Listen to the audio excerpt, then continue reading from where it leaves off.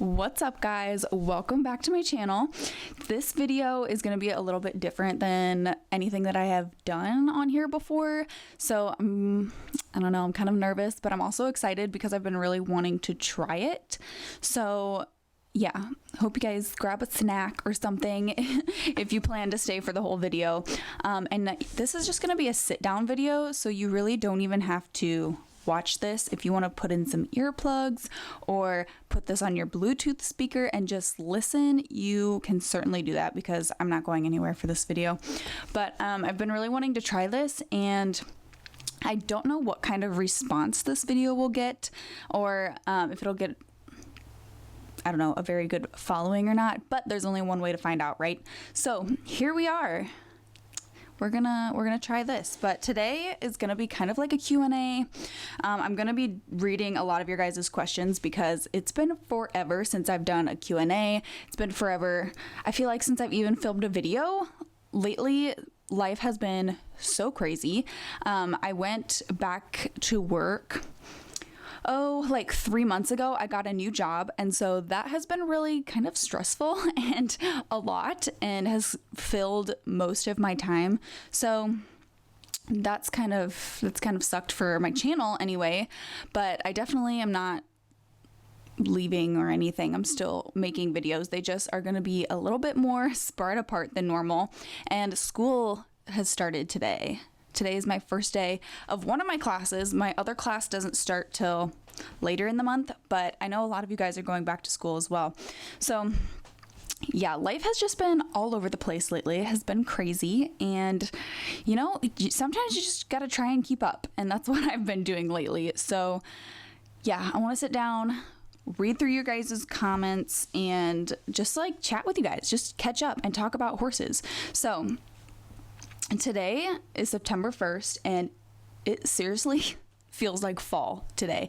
And believe me, I am not one that is excited about fall. I kind of despise people that get really excited about fall, because to me that just means that winter is coming, and we all know us equestrians do not thrive in the wintertime. So I'm not excited for winter, but today, seriously, it feels like fall. It is so chilly out. It's cloudy and breezy, and the farm, like the field right next to my house, is plowing all of their corn because I don't know if any of you guys live in Iowa, but Iowa got hit with a huge storm a few weeks ago. They actually call it derecho. They named the storm because it actually had hurricane level winds. We had like 80-mile-an-hour winds.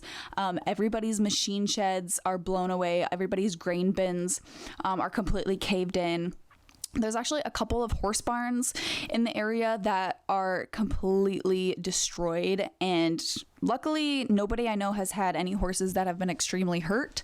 But yeah, everywhere is destroyed. So all the corn is flat, and a lot of farmers are just plowing it and chopping it up to feed to their cattle.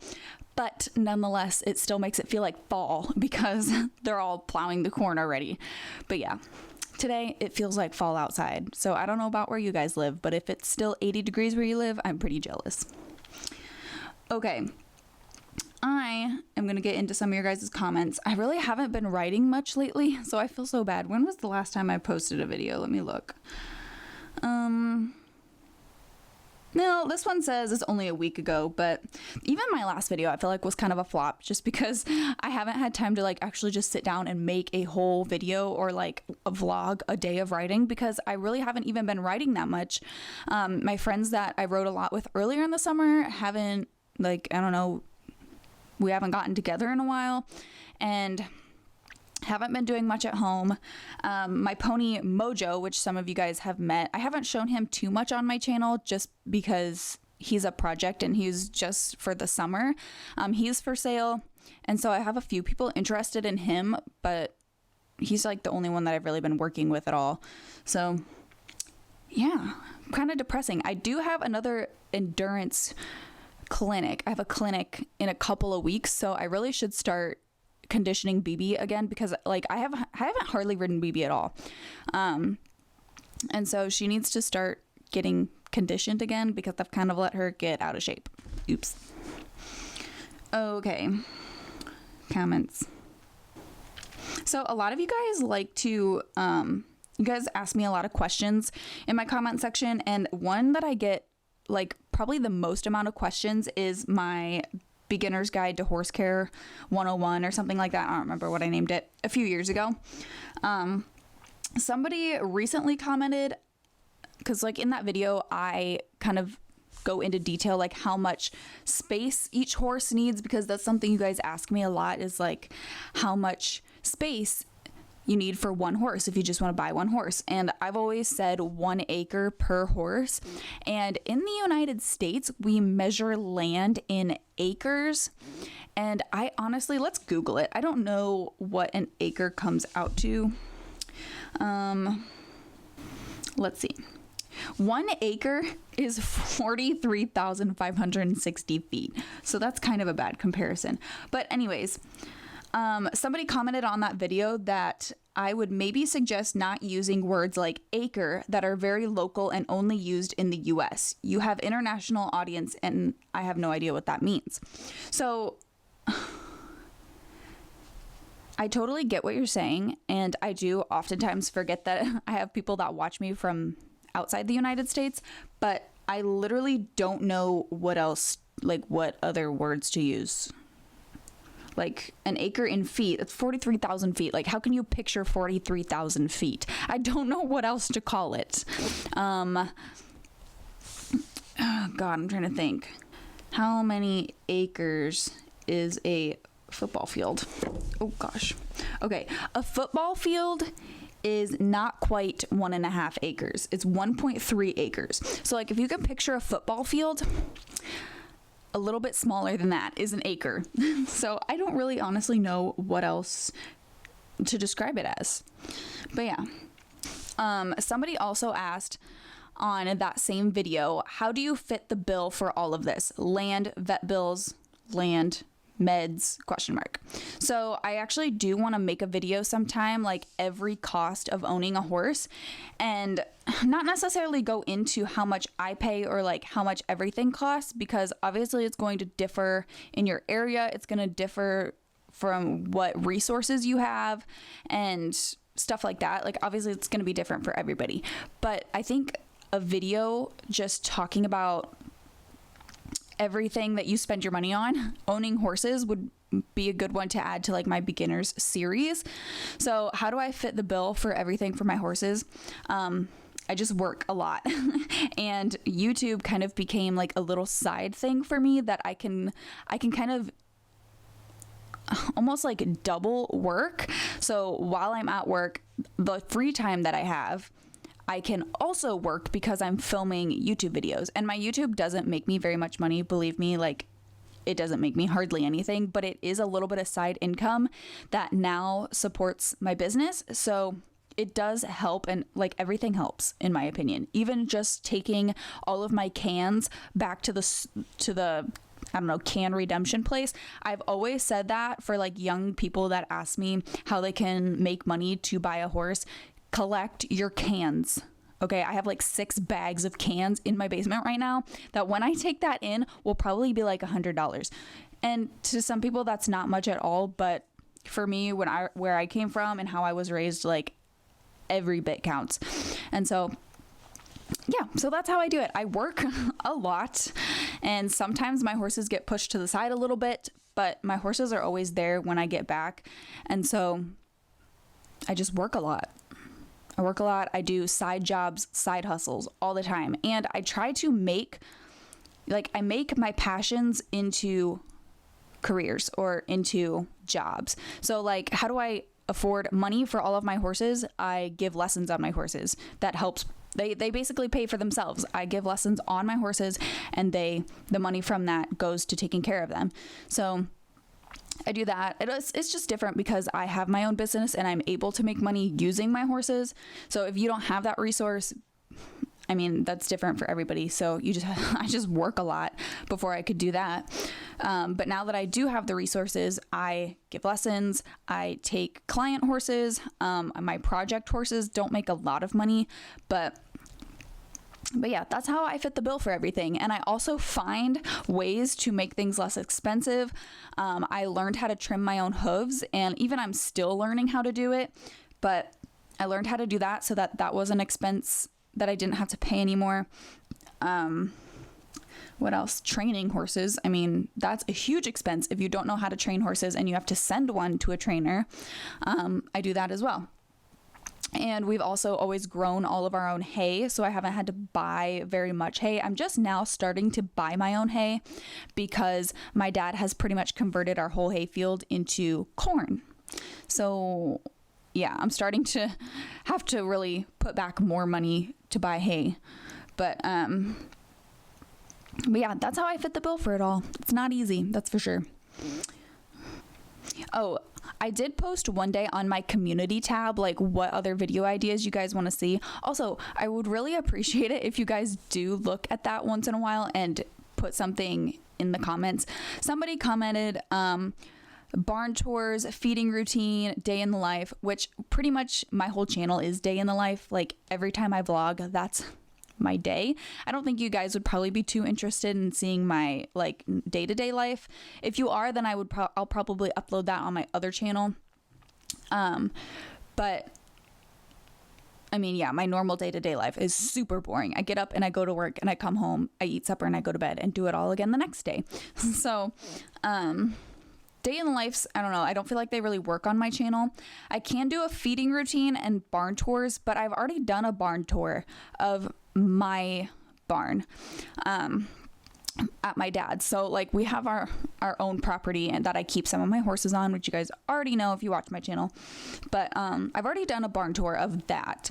My other barns I haven't toured because I'm kind of scared to, because the last time I did a barn tour at a barn that I was boarding at, I got kicked out of that barn, which I should make a story time on that sometime if you guys want to hear about it. It was like a few years ago now, so I don't feel like they would care, and it's kind of in the past, but I actually got kicked out of that barn. So I've been scared to make a barn tour ever since.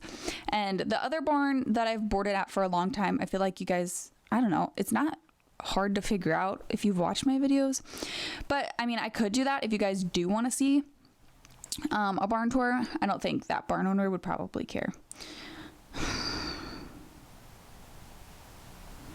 Okay, what else? Oh yeah, somebody asked on my beginner's guide to horses, how many small square bales is one horse supposed to be fed in a day? My girl's sister has 3 horses and wondering how much she should be feeding them. So feeding horses is super individual to every horse, because every horse, just like every human, has different metabolism. They have different needs. But generally, if you have like a fat, healthy horse that doesn't have any weight problems or medical problems, such as my horses, I stick to half a bale per horse a day. So in the wintertime, when we hand feed small square bales, Soccer and Sugar generally get 1 bale a day. So, and sometimes that's even overfeeding a little bit, like a whole bale for the 2 of them. But I don't really mind in the wintertime because it's so cold. They need the calories and they need that fiber to stay warm. So usually like 1 bale is what I go through for my 2 horses in the winter. So like half a bale per horse a day is generally what I say. Obviously, if your horse is skinny and has a hard time keeping weight on, you'll want to add more or add grain into their diet. But that's a whole nother discussion. So yeah, fat, healthy horse that doesn't have any weight or medical problems, I say half a bale per day. Oh, somebody commented, Maddie G commented, I think I just found my new favorite YouTuber. Time to go and binge watch all of your videos. Thank you very much. I hope you enjoy them. Let me know if you have any other video requests you want to see, and I hope you stick around. Okay, somebody asks, when starting out, is it okay to just get 1 horse or pony? Will other farm animals be enough company, or do they need another horse around? So this is something that kind of, I don't know, there's a lot of differing opinions about it. And for me personally, my opinion is that horses are okay by themselves. Obviously, they are herd animals, so they feel safest and do the best mentally in a herd because that's their instinct. That's where they come from in the wild. They are supposed to be in herds, and they need to have companions. However, that doesn't mean a horse can't be by itself. They can be by themselves. It's just not super ideal, and you might kind of see your horse get a little bit lonely. The other farm animals definitely will be a good addition if that's all you have. That's definitely better than your horse being completely by itself, is to have the company of other farm animals, although they will prefer the company of another horse. But yes, I would say if you're starting out, I would definitely rather see somebody start out by just getting one horse than getting multiple horses, because then it might be too much to handle. And, every horse is different. So my answer is yeah, but it's not super ideal. Okay. Can you do a video on how to make money off your horses, and if so, how? That is a loaded question. So how to make money off of your horses, I feel like that would be, maybe I could do like a video like this on that one day, but that would be a giant discussion because not anybody can just make money off their horses. It's a business. I mean, people don't realize a lot of times what I do is a business. I don't just, be like, hey, come out and ride my horse and and charge you $30. Like, it's actually a business. I'm in the process right now of getting proper insurance, but I have an LLC, which is a limited liability company that I opened in 2018, Try More Horses and Training. And it's an actual business. Like, I have to pay taxes every year on it. I have to track all of my expenses, and, I don't just like watch the money flow in by any means. And it is hard because I don't consider myself I would consider myself an expert to the average person, but I'm not a big fancy trainer by any means. There's a lot of individuals in our area that know way more than me and are going to be a much better coach for those that want to show and stuff like that. But as far as breakout training, beginner lessons, pony rides, and I really want to try and get into birthday parties, doing pony parties, because I could dress Sugar up like a unicorn or something and totally do that. But it all takes insurance. So, I mean, if you just want to make money off your horse, you have to be really careful with that, because if you get into business with the wrong person or get in the wrong hands, then you could definitely get yourself in some trouble.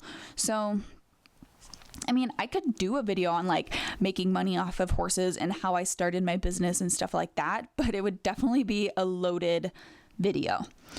Oh, somebody commented on my last video, wow, you can just place the back of the hoof on your lap. That's crazy. So when I trim my horse's hooves, I just I don't want to wreck my back. And so generally farriers will put the back leg, when they're trimming the back hoofs, they'll put their leg on their lap and stand and hold it up, or they'll have a hoof jack. I don't have a hoof jack, which I really need to invest in. So I usually just sit on a bucket and put the horse's leg on my lap, which if you're super into safety and doing everything properly, you will totally cringe when I do that, because I definitely wouldn't consider it safe, but that's how I've always done it, and I've always trimmed my own horse's hooves, so they know better and they're used to it. So that's just how I do it, and it's always worked fine. But it's so much easier than trying to hold up the entire horse on your back. Okay, this is also kind of a loaded question. Somebody commented on my Beginner's Guide to Horses video. I'm considering leaving my city life behind and getting into horses, assuming purchasing and maintaining my own land. What do you suggest I do? Is there a job I can do to help? Oh, hold on. I gotta open the whole thing. Is there a job I can do to help me learn and get exposed? Okay. So before you leave your city life behind, I would definitely suggest finding maybe a friend with horses, or going to do lessons and spending time in a barn. Because if you've never lived in the country, like lived the country life before or lived the equestrian life before, I definitely think you should dip your toes in first before just buying land and buying horses and doing it, because you might find that maybe you don't enjoy it, or that it's a lot more work than what you're prepared for or that you can financially handle. So definitely find a barn or find a friend that has horses. Spend some time in the barn, cleaning stalls, fixing fence, maintaining pasture, because it's all a part of it. A lot of people don't think about all the manual labor and work that it goes into, especially having horses on your own property. My horses wreck the fence all the time, and my dad gets so mad he threatens to kick my horses out all the time because they wreck the fence. They push on it, and it doesn't help that we've never really had it electrified, but even like our fence panels, like they stomp on them and they dent them, and yeah, I mean, everything needs maintained. Our barn, I clean it out like once a week because they stand in there and they poop. Even though they have a huge 3-acre pasture that they could go poop in, they want to stand in the barn and poop. So I have to clean that out all the time. Fix fence. I actually mow our pasture with a riding lawnmower because it's just kind of at that size where they keep it pretty short and the weeds all just take over. So I have to mow it. It's a lot of work. I mean, it's not just like throwing your horses in a pasture and saying, there you go. I have to clean their waterer. If you don't have an automatic waterer put in and are you going to use a tank, that like I think needs dumped out and cleaned. Some people don't dump them out and clean them and they get disgusting. But yeah, you got to buy hay. You have to figure out where you're going to store your hay. So before you just jump in and sell your property and buy an acreage, I would definitely suggest spending time in a barn and getting to know all the small details of horse owning before you just buy horses. So that'd be what I suggest you do. Is there a job you can get to help you learn? Yeah, so I would definitely, if you do find a barn or find friends with horses, offer to clean stalls or just help do barn work in exchange for lessons, or even if they do pay you, just the experience of being in a barn and seeing other horse owners and all different types of horses and all the work involved will be a really good experience if it's something that you want to get into long term. People really, really like that beginner's guide to horses video. I want to make more videos like that. I'm just so bad at thinking of video ideas, which really doesn't help. Okay, somebody did request, let's see, read the video. Just wondering if you would do a what you feed your horses video. I think you used oils before. I am helping a horse try to fatten for the winter here in Vermont. He got sick this last spring and dropped a bunch of weight. He has a clean bill of health now, just needs to fatten up. Any suggestions? Also, thank you for sharing Emma's story. It has been so helpful. You're awesome. That is really nice to hear actually about Emma, because there is still a lot of guilt in my heart about rehoming her and basically, yeah, just rehoming her, because I've never really felt like I have failed a horse before, and Emma, I almost feel like I did, even though I know it really wasn't entirely my fault. I really appreciate comments like that, because it does suck, because I wonder about her all the time. I hope that she's doing okay. I hope that her new owners are keeping up with her. I do have her new owners on Facebook, so I see pictures of her every now and then when they ride her. I can definitely do a what I feed my horses video. It's pretty simple now that I don't have Emma, but Emma had a very complicated feeding routine there for a while. So if you don't know the story on Emma, I had a little halflinger mare, which you'll see in a lot of my older videos. Her name was Sarah, and she was a project horse that I broke out, and I actually ended up trading her for Emma. who I was told was a very broke 18-year-old easy keeper and was good for kids. And she really was. She was nicely broke. She was Western pleasure broke, definitely kid safe. But she was not 18 years old, and she was not an easy keeper at all. She actually was a very, very hard keeper, and definitely in her mid to late 20s. So basically I brought her home and put her out with our other mares that are easy keepers, and she dropped a whole bunch of weight. And I spent like 6 months trying to put the weight back on her. And I mean, she was thin enough to the point where I didn't feel okay riding her. And then she kind of got to the point where I would ride her once in a while, but I'm an adult, like I'm a 130 pound person. So like I didn't want to hard ride her all the time. So I wasn't using her, and I was spending so much money trying to feed her that it was kind of to the point where I couldn't afford it anymore. And it was for a horse that I couldn't use. So I couldn't use her for lessons because the lesson people that I still have, like right now, I don't really have a lot of kids that come out for lessons. I think my youngest one is like 13. So I have a couple adults that come out, but that was the thing, is like I could have kept her if I had a lot of small light riders come out, but I don't. So I didn't feel comfortable putting large riders on her. And so I came to the point where I just needed to find her a new home, and I actually gave her to a rescue, and the rescue was awesome. I follow their page still. They rescue horses all the time out of the loose pin, the sale barn. They're constantly rescuing horses and rehoming them. And so I took her there, and they rehomed her within like a week. Somebody came and to look at another horse, and they actually liked Emma so much that they took both horses. So I am friends with them on Facebook, and they bought Emma for their 12-year-old son that wants to learn how to ride and get into riding. So he's pretty small, and like I don't think they ride her very much, but he works for her. So the rescue said that they sent feeding instructions home with them. So yeah, but I still wonder about her and how she's doing, and I hope that, you know, they do take good care of her.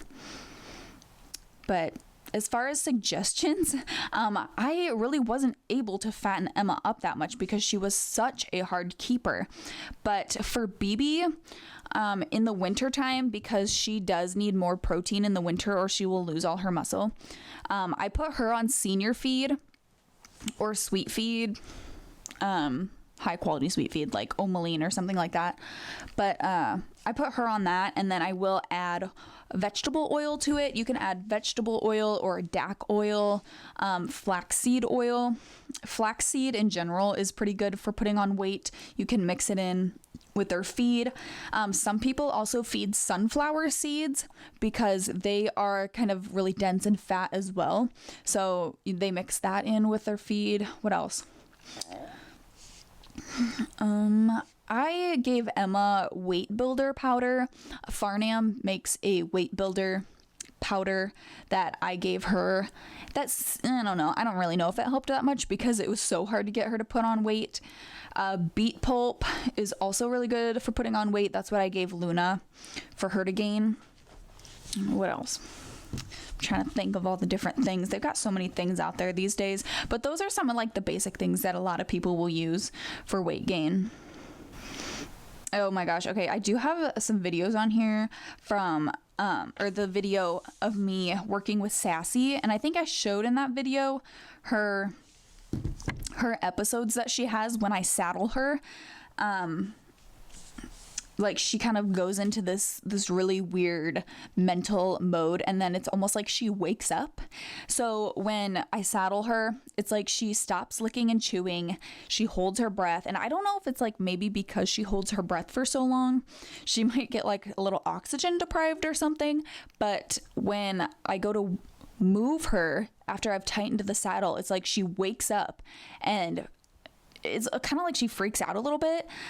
She doesn't buck or anything like that, but she kind of like, whoa, wakes up and then is just really unsettled for a little while. So I have to kind of lunge her out of it.